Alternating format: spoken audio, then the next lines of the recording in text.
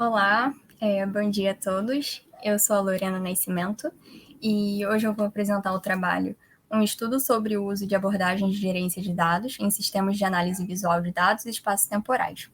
Esse trabalho foi desenvolvido por mim e pelos professores Daniel de Oliveira e Marcos Lage, do Instituto de Computação da Universidade Federal Fluminense de Niterói. Com o avanço da área de ciência de dados, as técnicas de visualização de dados têm sido cada vez mais aprimoradas e também têm se tornado muito importantes nessa área. Então, hoje existe uma necessidade de uma visualização mais interativa dos dados, onde os usuários possam interagir com os dados e realizar filtros e agregações sempre quando for necessário para ele. Muitos desses bancos que armazenam os dados precisam ter um tempo de resposta muito rápido para que a interação do usuário não seja desperdiçada, para que ele não acabe ficando esperando por muito tempo, aguardando um retorno e acabar atrapalhando ali a experiência cognitiva do usuário. Então, existe essa exigência por um tempo de retorno imediato das informações. Além disso, esses sistemas de visualização têm sido cada vez mais utilizados como apoio à tomada de decisão. Então, o tempo de resposta é um fator muito importante para a utilização desses sistemas.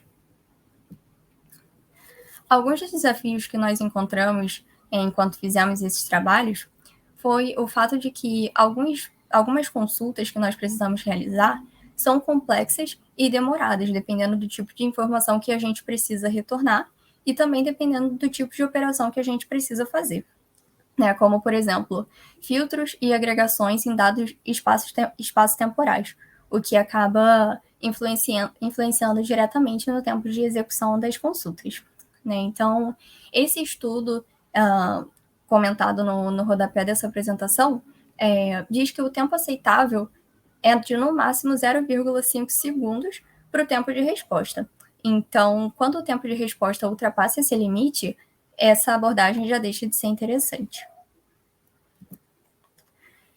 Então, existem algumas soluções disponíveis de sistemas de gerência de bancos de dados já existentes, como, por exemplo, o PostgreSQL, o Oracle e o SQL Server, o MongoDB e o Cassandra, o Spark SQL, assim como o Apache Hive e o Apache Drill. E quais delas são as melhores para a gente conseguir armazenar esses dados e realizar todas as consultas que nós precisamos, de modo que a gente consiga ter um retorno e um tempo de resposta bom. Então, o nosso objetivo nesse trabalho foi utilizar o PostgreSQL, o MongoDB e o Spark SQL para comparar o desempenho deles e verificar quais apresentam os melhores resultados. Além disso, o nosso objetivo é fazer com que essas consultas sejam sempre retornadas no tempo máximo considerado, que é de 0,5 segundos. Para esse trabalho, nós utilizamos a ferramenta Tempo para realizar todas as consultas.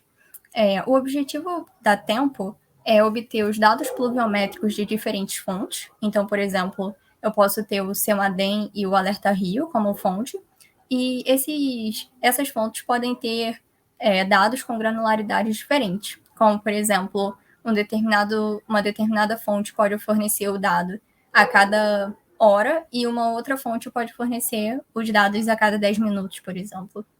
Então, a ferramenta Tempo ela se encarrega também de transformar os dados e popular o Data Warehouse que ela utiliza, chamado DW Tempo, já com os dados ajustados. Todas as consultas feitas nesse trabalho foram realizadas na ferramenta Tempo. O DW Tempo possui essa estrutura, ele foi desenvolvido utilizando o esquema estrela, então ele tem uma tabela fato e tem 4 dimensões. A fato é onde ficam os nossos índices pluviométricos, e as nossas dimensões são dimensão fonte, para informar de onde o dado veio, dimensão localidade, para indicar aonde o determinado índice pluviométrico foi registrado, dimensão estação, que guarda a informação da estação que fez esse registro, e dimensão tempo, que tem todas as combinações de tempo possíveis para que a gente possa utilizar nas nossas agregações e filtros utilizando um determinado período que a gente queira. A Tempo se encontra no contexto do projeto Niterói Organizada e Segura, estudo do impacto das chuvas. E falando um pouco sobre o nosso ambiente de execução, como eu falei anteriormente, nós utilizamos 3 ferramentas. A primeira foi o PostgreSQL, que é um SGBD tradicional e relacional. O MongoDB, que é um SGBD colunar com apoio a SQL. E o Apache Spark, que foi desenvolvido no stack do Spark, e ele possui a abstração de data frame, que possibilita consultas em SQL. O nosso sistema operacional é na versão 20.0.4.2 e é o Ubuntu. A nossa CPU é de 2,5 GHz. O processador é um Core i5. Nós temos 4 GB de memória e 80 GB de disco. E todas as nossas consultas foram classificadas. Então, falando um pouco dessas classes, né, que nós utilizamos, a primeira foi de seleção. A classe de seleção retorna uma série temporal de acordo com um critério determinado.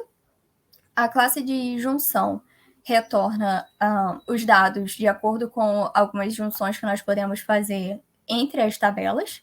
Então, quando a gente precisa, por exemplo, usar a nossa tabela fato e fazer a junção com a nossa tabela de dimensão de estação, por exemplo, essa é uma consulta classificada como junção.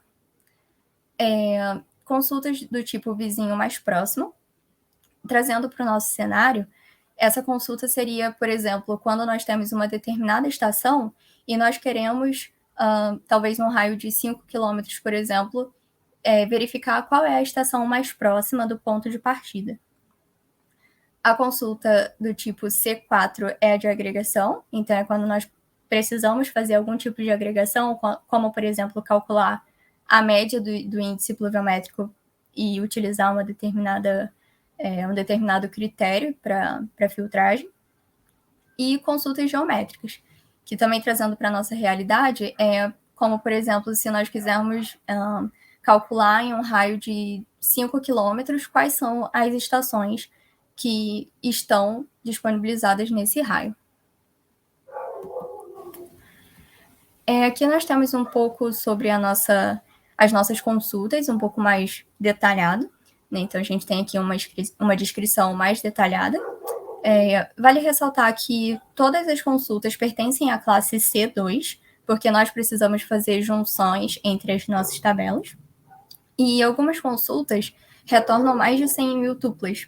Então, isso impacta diretamente no tempo de execução, na performance dessa consulta. Bom, esse gráfico mostra o resultado da média entre as 20 consultas que nós fizemos. E vale ressaltar que foi um total de 21 consultas, onde a primeira foi descartada. Então, esse resultado é considerando um total de 20 consultas. Bom, aqui nós podemos observar que as consultas Q2, Q3, Q5 e Q6 fazem parte das classes C4 ou C5, e isso impacta diretamente na performance da consulta, porque elas precisam fazer cálculos, então isso acaba influenciando no tempo de resposta. E vale ressaltar também que a consulta Q2 precisa fazer cálculo de distância, então por isso o tempo de execução dela é maior do que os outros. O Postgres, ele foi o que apresentou o pior resultado diante de todos, isso mesmo considerando a indexação das chaves estrangeiras. E o MongoDB apresentou um resultado um pouco melhor do que o Postgres, mas ainda assim não foi suficiente para atingir o limite máximo considerado de 0,5 segundos. O Spark SQL foi o que apresentou o melhor resultado em todas as consultas, e não somente isso, ele também conseguiu realizar as consultas e ter um retorno dentro do limite esperado, de 0,5 segundos. E vale ressaltar também que o caching foi desabilitado em todas as abordagens. E como conclusões, nós vimos que o limite máximo de 0,5 segundos como tempo de resposta é o esperado. E quando o tempo de resposta ultrapassa desse limite, a abordagem e o sistema de visualização já deixa de ser interessante para o usuário. E essas consultas devem retornar os dados, realizar a filtragem quando necessário e também a agregação. E tudo isso precisa estar nesse limite de 0,5 segundos. Foi feita uma comparação entre os bancos PostgreSQL, MongoDB e o Spark SQL. E nós vimos que o Postgre foi o que obteve o pior resultado e o Spark SQL foi o melhor resultado. O Spark SQL se beneficia da estrutura de data frames do Spark, então isso ajuda na sua performance. E como trabalhos futuros, nós queremos incluir novas abordagens para comparação, como, por exemplo, o Apache Drill e o Big Dog, além de utilizar benchmark para visualização. Então, já existe um estudo, e é esse estudo que está sendo referenciado no rodapé, que nós estamos considerando utilizar. E muito obrigada.